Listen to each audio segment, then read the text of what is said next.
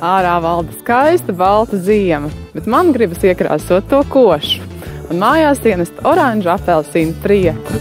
Agrā rītā man pieceļoties redzu tevi un redzu sevi. Agrā rītā ir viss no jaunā redzams. Agrā rītā es redzu kājas, agrā rītā man gribas mājās, agrā rītā. Man šajā laikā ļoti gribas pagatavot kaut ko vieglu, uzmundrinošu un saulainu. Šodien galdā likšu savu iecienīto risoto ar safrānu un parmezānu sieru, kā arī krāsaino dārzeņu zupu minestroni. Un, lai mazliet sev paltinātu, uzcepšu gardo sieru kūku un uzvārīšu apelsīnu marmelādu ar amaretto liķieri. Sākšu ar sieru kūkas cepšanu un ļoti garšo sieru kūkas, kuras nav pārāk saldas. Tāpēc arī šodien tādu uzcepšu. Vispirms ieslēdzu krāsni uz 150 grādiem. Sieru kūkas mēdz cept dažādās temperatūrās, bet es parasti izvēlos tādas zemākas temperatūras, kā piemēram 140 grādus, 150 grādus, bet var cept arī 180, tad tās noteikti būs brūnākas. Sāku ar sieru kūkas pamatnes gatavošanu. Vispirms man vajag sasmalcināt cepumus. Es izvēlējos šodien selgas cepumus. Var izmantot arī auzu pārslu cepumus. Vai kādus citus pacietus, tādus vaniļas vai šokolādes cepumus. Ņem 220 gramus. Cepumus vajag sasmalcināt ļoti smalki, tā lai nepaliek nekāda gabaliņa. Sieru kūkas pamatnē tikpat labi var izmantot arī smilšu mīklu, kuru pirms tam apcep krāsnī 180 grādos kāds 20 minūtes.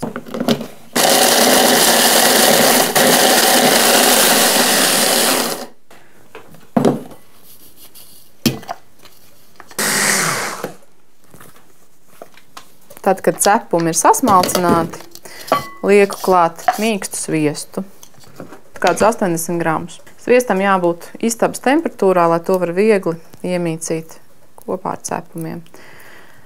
Un es savai sieru kūkas pamatnē šodien izmantošu arī kokosriekstu skaidiņas, jo man ļoti garšo kokosrieksti un arī kanēli. Piemēram, smilšu mīklai var pievienot kokosriekstu skaidiņas, var pievienot arī riekstus, bet tikpat labi var nepievienot pilnīgi neko. Var pierīvēt arī citronu, apelsīnu miziņas, kā arī var gatavot tumšo smilšu mīklu vai arī izmantot šokolādes cepumus. Tad sieru kūkas pamatne būs brūna. Es lieku klāt 50 gramus kokosriekstu skaidiņas. Uzberu kanēli.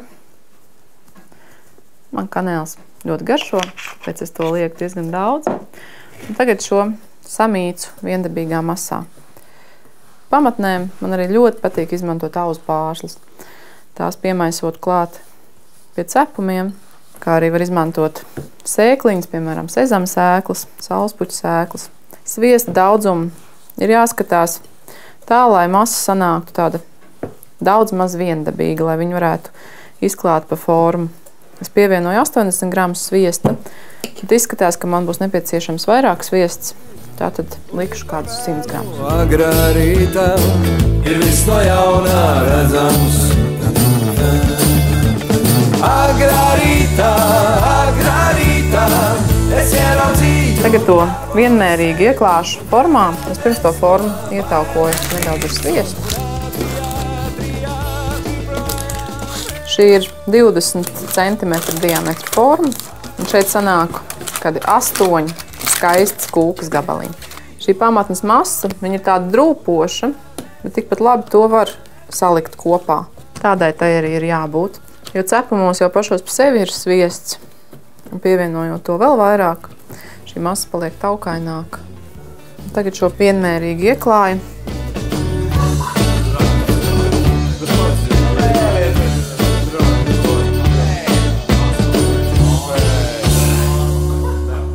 Tad atliek uztaisīt pildījumu. Es ņemu 3 olu dzeltenumus un 1 veselu olu.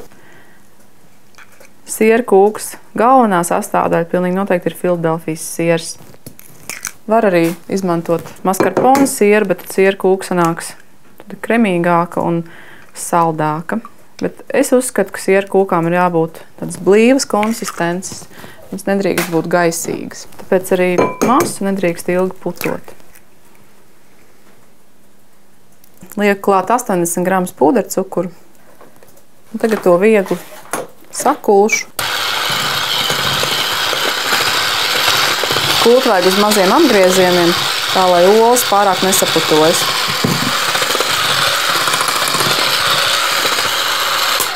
Tagad, kad olas ir viegli saputotas, sāku pievienot Filadelfijas sieru. Es ņemu 500 gramus Filadelfijas sieru. Filadelfijas siers arī patīk ar to, ka tas ir sāļāks. Tad siera kūka nesanāk salda, un tai klāt var pasniegt kādu interesantu augļu marmelādi vai svaigas ogas.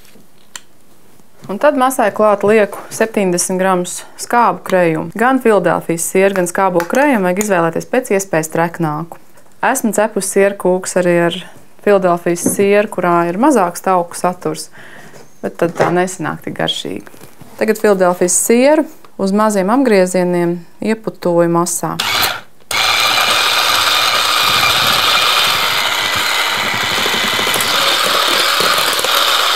Vienkārši to vajag kārtīgi izmaisīt, bet neputot. Sieru kūkas nu reiz ir tās kūkas, kas man šķiet, ka garšo pilnīgi visiem.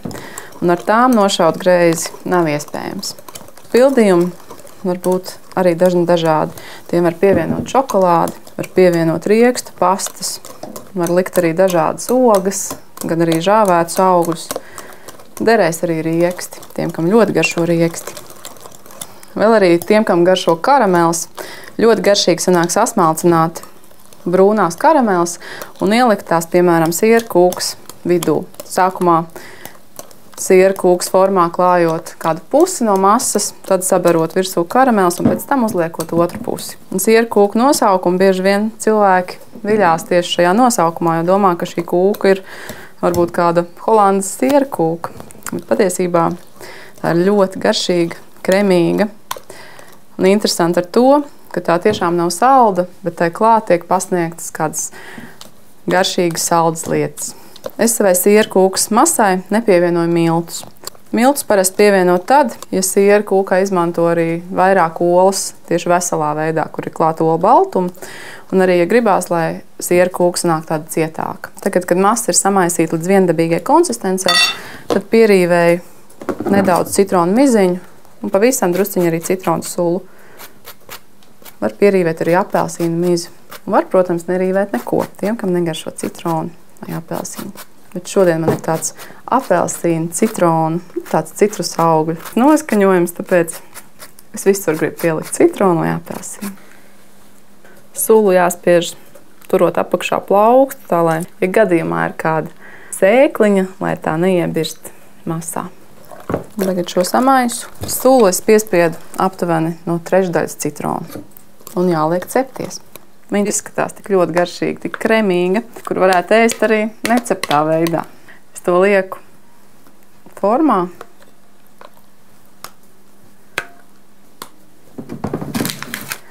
Vienmērīgi to izlīdzinu par malām. Pārklāju ar foliju un lieku krāsnī 150 grādos. 40 minūtēm, pēc tam noņemšu foliju un cepšu vēl 10-15 minūtes. Foliju sieru kūkā es lieku tāpēc, lai tā būtu gaišāka un cepoties, lai tā neapbrūnētu. Sieru kūkas var cept arī 100 grādu temperatūrā, bet tad tās cep ļoti ilgi. Cepot krāsnes apakšā noteikti jānoliek ūdens trauks. Sieru kūkām patīk, lai būtu mitrs gaiss, tas cepoties izgaros un krāsnī būs vairāk mitrumu. Var likt arī pavisam zemu temperatūru 100 grādus, bet tad jācep kādu pusotru stundu. Var cept arī 180 grādos, bet tad sieru kūkas būs brūnākas un arī vairāk garšos pēc iecienītās biezpienu maizes. Bet es gribu sieru kūku tādu blīvu, kremīgu, tāpēc es cepu 150 grādos.